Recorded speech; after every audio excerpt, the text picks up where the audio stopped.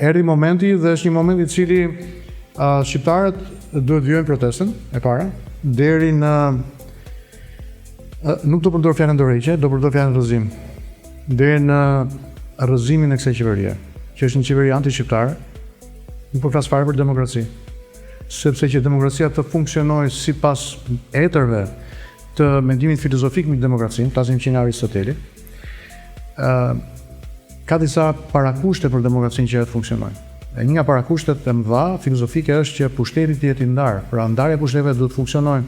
Kur pushtetet administrohen nga duart e një njeriu apo një klike të caktuar në pushtet, atëherë demokracia nuk mund të funksionojë. Atëherë kemi zgjimin dhe ngritjen e oligarkisë, kemi të bëjmë me instalimin e regjimeve, sikundër ne i kemi njohur më parë, apo sikundër jemi duke përballur tani me idenë e këtij regjimi.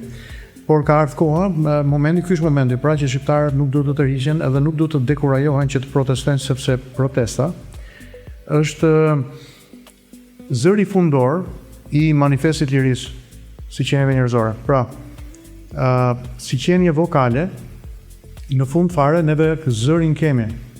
Natyrisht që është përgjegjësi e gjithë organizatorëve të protestës dhe e protestuesve, shqiptarëve të mirë dhe të ndershëm që dalin atje përthirrur për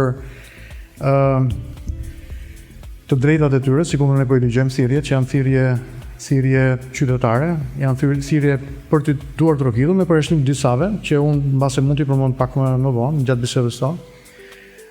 Por deri këtu është një protestë e cila jo vetëm përshëndetet, gëzon të përshëndetet, por është një protestë e cila meriton bashkimin e më shumë shqiptarëve.